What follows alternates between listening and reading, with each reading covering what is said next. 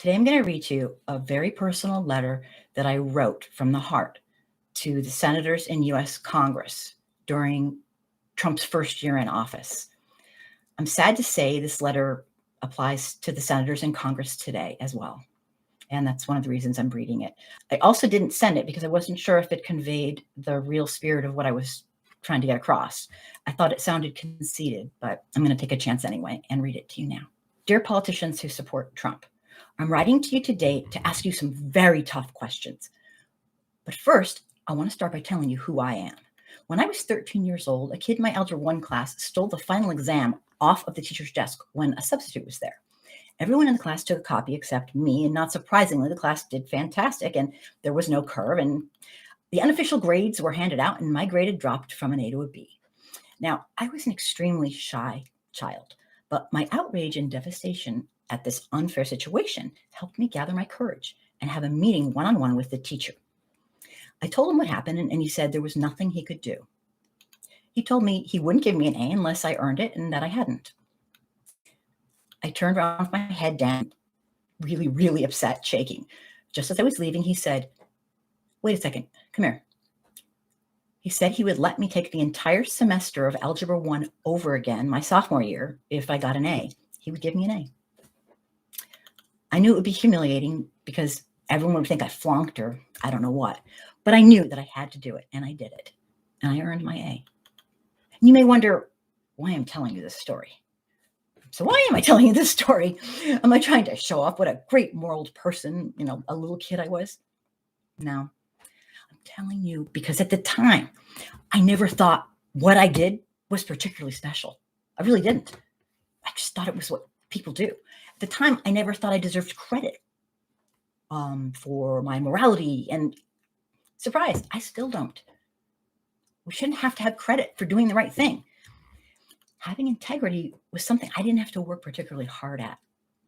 It wasn't some great sacrifice. There was no extended soul searching involved.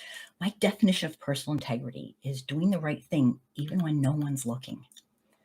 The thought crossed my mind that I'd fail if I didn't cheat with the rest of the kids. Maybe that low grade would be the reason I didn't get into my dream college. I didn't know, but I knew my personal integrity wasn't worth it. It wasn't worth any dream college. Plus, there was no way in hell I'd get away with it. There's no way. I wouldn't get away with it like the other kids did because, you see, I would know. That's why. High school was not exactly a high point in my life.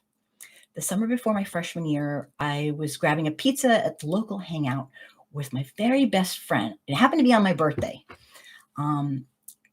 She was my only friend. You see, my parents had moved 6 times before I was 12, and I was shy, and after a while, I was too shy to make friends. 2 girls approached us at the pizza place and asked if we wanted to get high with them. My friend immediately said yes. I was actually surprised. She left with them, and I walked home alone because there was no way I was going to go to a school dance alone. At the time, I didn't know that, but this moment turned out to be a really pivotal time in my life. Again, it was the summer before high school. For the next 4 years in high school, I ate alone in the library every single day at lunchtime. All right, last story. I promise I will get to the point. I promise. Every day at high school tennis practice, the coach would have the girls run a lap around the big gymnasium to warm up. And every single practice, the moment our coach was out of sight, the girls would stop and run around, and they wouldn't go around. They would just come right back. They never quite made it around, ever. How do I know this? Because I ran around it every single time myself, and that coach must have thought I was pretty damn slow because I was last every single time for the entire 4 years. You may wonder how it felt to be last every single time and not be able to explain why. Maybe you thought it just didn't bother me. Well, if you know anything about teenage girls, you'll know it really did.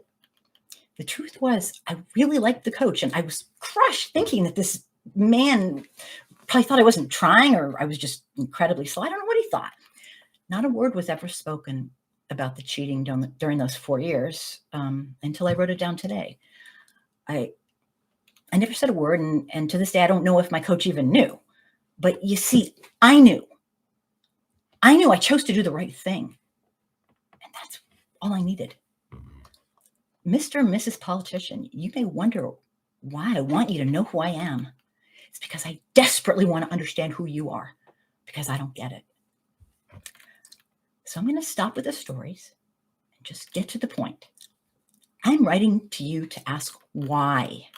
I'm writing to you to ask exactly what would this monster Trump have had to do for you to decide that he had crossed your moral line and that you could not support him anymore. Exactly what was it that stopped you from doing the right thing in the first time you witnessed or heard him say something unconscionable? How about the second time? How about the third?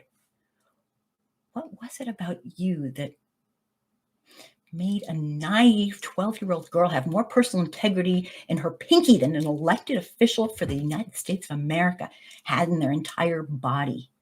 Am I just naive? Am I just a childlike still thinking to expect that our politicians would actually give a shit about the people, have unwavering integrity and humanism? I thought they'd be people to revere for their desire to serve the people by speaking for the voiceless and standing up for what's right.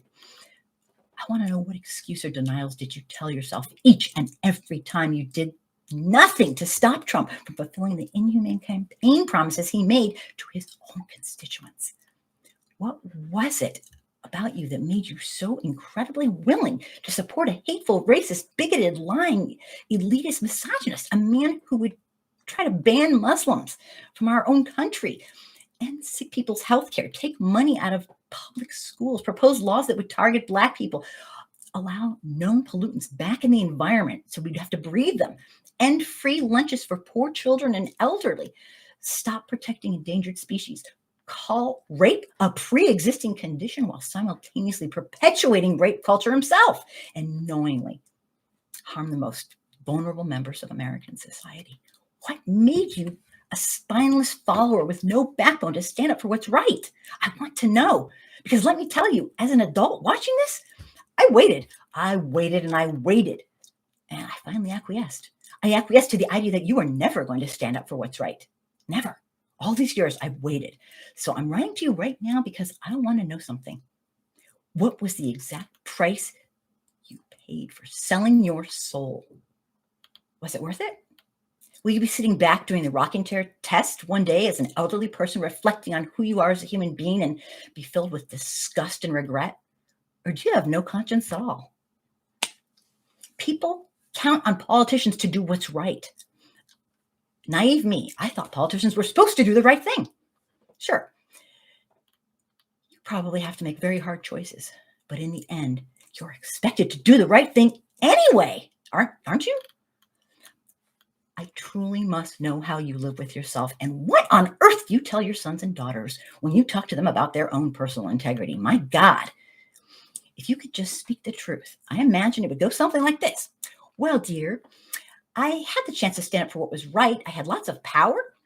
I had the chance to stand up for every historically marginalized group that Trump threatened and vowed to crush when he became president. I had the chance to do the right thing, but I didn't.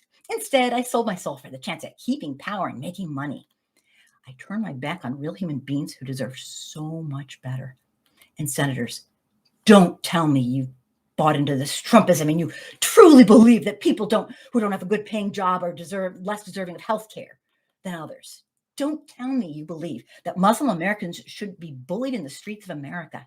Don't tell me that you believe humans who were born in the LGBTQ community deserve to commit suicide from self-hatred and depression because you uphold it through our societal loathing and ignorance. Don't tell me that you don't trust. Don't tell me that you truly don't know what really caused inner city poverty, or that you believe it's each person's own fault if they're poor and they should just pull themselves up. Ever heard of redlining? Whitewashed history, Jim Crow, black codes, the Devil's Punch Bowl, Black Wall Street?